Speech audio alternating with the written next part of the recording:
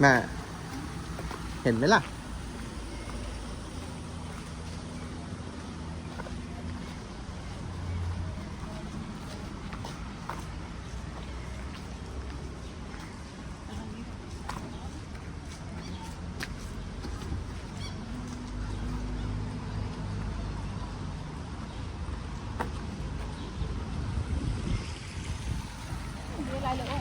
นู่นไงข้างในไงก็มีแค่นั้นแหละก็เลยไปดูนี่เนี่ย หาอะไรกินกันดีกว่าร้านอาหารนี่มาเปิดด้วยเหรอมันเปิดเยอะเลยโอ้กลิ่นหอมมากเลยเราไปดูกันดีกว่าหนีหมดด้วยก็ฝนมันตกมันมีคนที่ไหนเนี่ยบ่นไม่เลิกเลยแค่ฝนตกไม่มีคนก็มีคนที่ไหนก็มันมีของขายไงของแม่ก็ว่ามันก็ไปหมดแล้วน่ะยังอยู่เนี่ยเพิ่งจะกี่โมงเองเราไปดูเลยถึงจะมีน้อยนิดก็เถอะ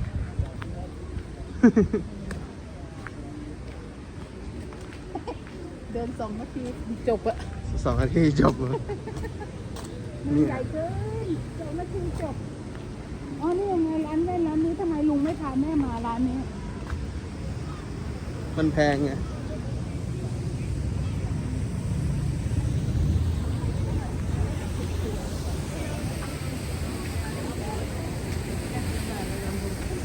เคบัสเนี่ยไปกินมั้ยล่ะเนี่ยเราดูกินซอฟต์ไหมซอฟต์อันนี้คือนี่อันนี้คือซอฟต์เจ้าไหนหายมันเป็นไอเนี่ยเหมือนเค้กอะเหมือนไอขนมไอติมอะไม่ใช่มันก็มีไอติม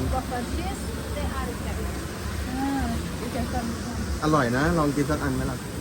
ไหน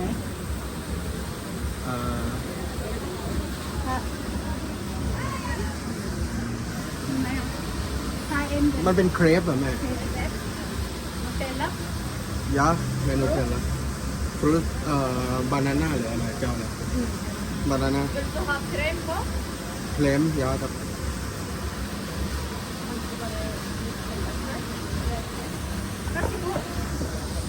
เดี๋ยวจ่ายให้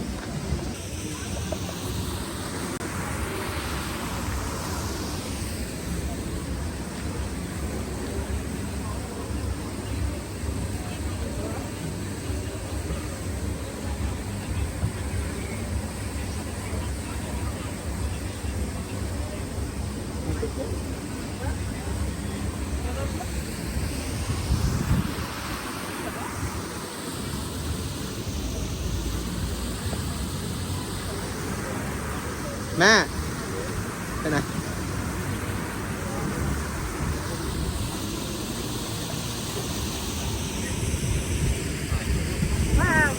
แม่ว่ามันเป็นขนมปังทอดอันนี้เหรออยากกินอะไรซื้อให้กินหมดแหละแล้วเดินไปดูก่อนกินอันนี้ก่อนแล้วก็เดินน้อยยังไม่กินมาม่าเลยไม่น่ากินมาม่าเลยแต่ฉันก็อยากกินซอสอีทแต่ฉันบอกว่าฉันจะกินซอสอีทแต่ฉันคิดว่าซอสอีทมันไม่ใช่ซอสอีทครับอ๋อไอ้นี่มันเป็นไอ้นี่เครปมันเป็นเครปเหมือนไอ้นี่บ้านเราไงอะไรอ่ะอันโรตีอ่ะโรตีอ่ะเป็นไงมันเป็นโรตีบ้านเราโรตีบ้านเราโอเคไปดูร้านต่อไปแบบไล่ๆดูอร่อยไหมอ้วนก็แกทำอร่อยกว่าเหรอ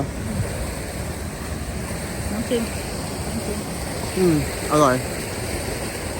เอาครีมไหมนี่ครีม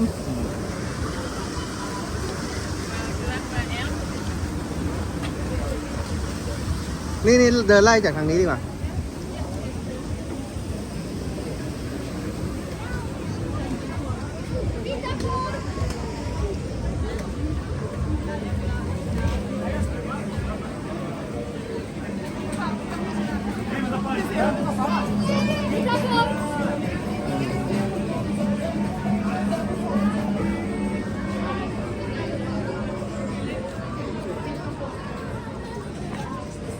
นี่อาหารไทยนะ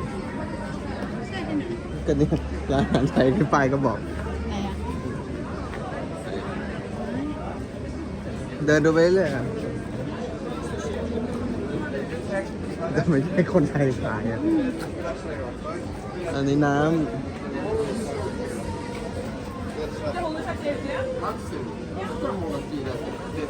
ของดองแม่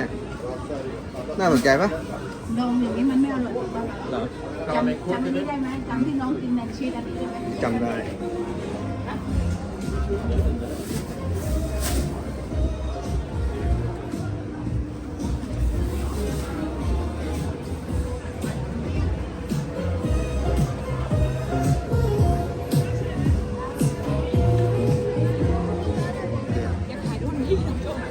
แชะแชะเรียบร้อย เปล่าอะไรทำเล่นนี่ ว่าโอเคได้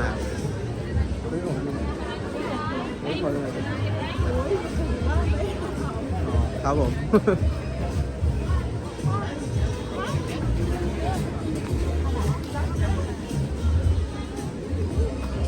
นี่ร้านไก่ทอดนะ ผมจะมาตำไก่ทอด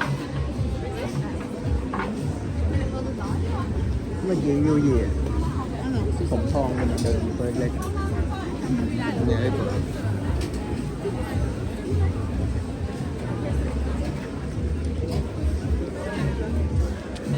อันนั้นร้านซาลาเปาปะซาลาเปาปะแม่ใช่ไหมซาลาเปาไหม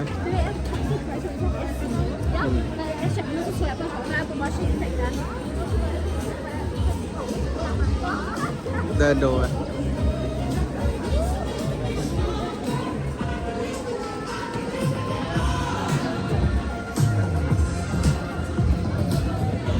นี่ร้านขายน้ำ อันนี้ก็เป็นเขาเรียกว่าอะไรอ่ะ เป็นอาหาร อ๋อ เหมือนซับเวย์ แล้วเราก็ไปตรงนั้น ไป กินอะไร อยากกินอะไรไหม นั่งตรงนี้ก็ได้ ใช่แต่ฝนตกเปียกไม่เดี๋ยว ไม่จะกินอะไร แม่ก็เบื่อไก่ปะ สปริงโรลไหม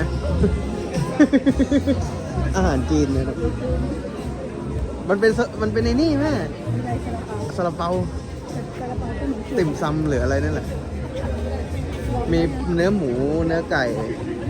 จะลองปะล่ะอ่ะไปเลย เพราะว่าไก่เบื่อ จะเอาอะไร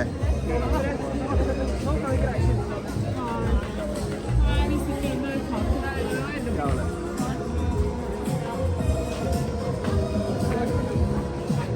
170 180แล้วฮะปกตินะ10 ชิ้นน่ะ คืออะไร ไม่เป็นไรเชนลิงพอกบีบ ติ่มซำเอาอะไรพอกชิคเก้นหรือให้บิสตินเนี่ยโอเค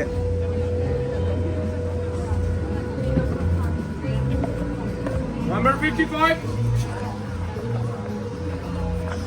ซาลาเปา Guys, have a nice day. ฮะ มันต้องอินเสิร์ตอาหารด้วย ผมมาถ่ายได้อยากกินนี่เลย ให้ถ่ายอาหารอินเสิร์ตอาหารเนี่ย ไอติ่มซำพอก Pork? Yes.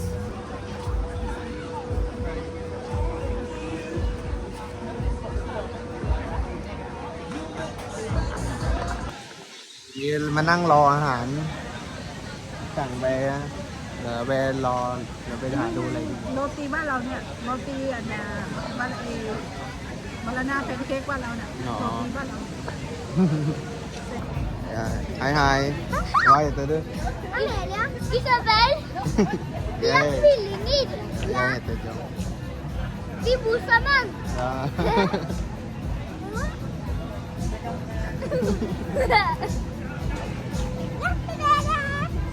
Okay.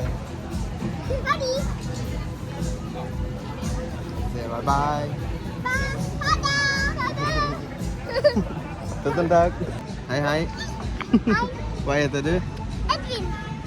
Evin, bukan Melada. Final. Osman Nepen, Ah, Nepen Gusta. okay, say bye-bye din. It's a pleasure. บ๊ายบายฮาแด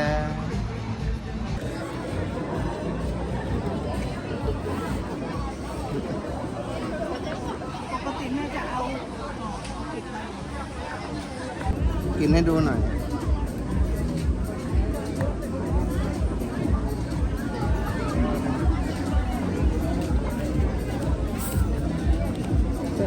เช่าที่แพงนะมั้งเนี่ย อ่ะ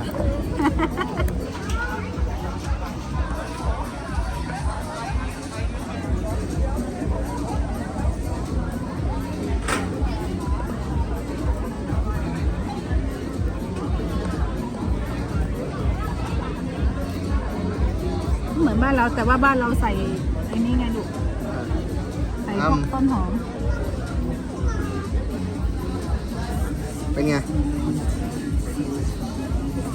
ว่านเหมือนแป้งมันไม่สุกเลยนะลูก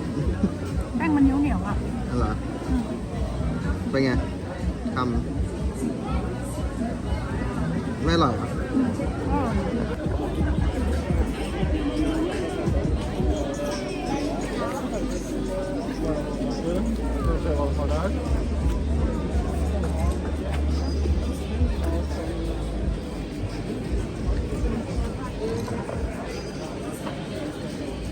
94.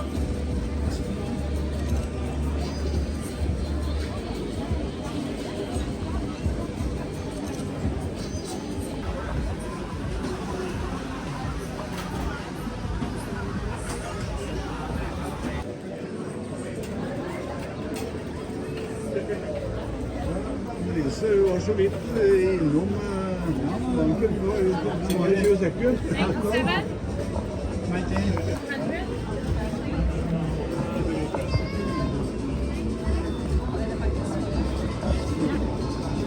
ไอ้นี่มา ซอสมะเขือเทศอ่ะ ใช่ไหม หนัก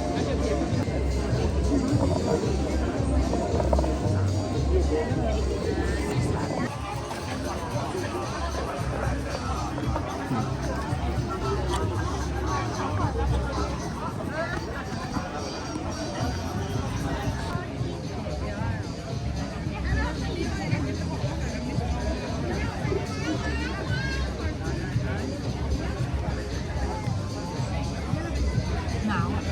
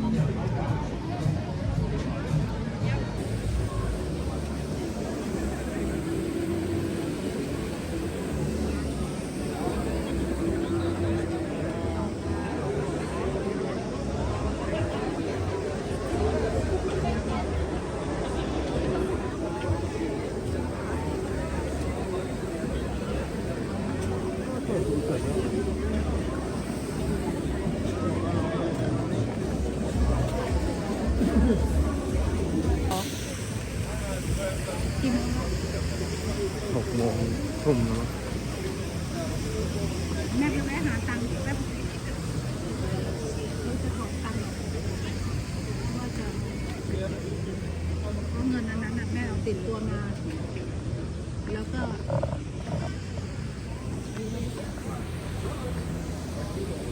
แต่ว่าคนเริ่มมาตอนเย็นเนี่ย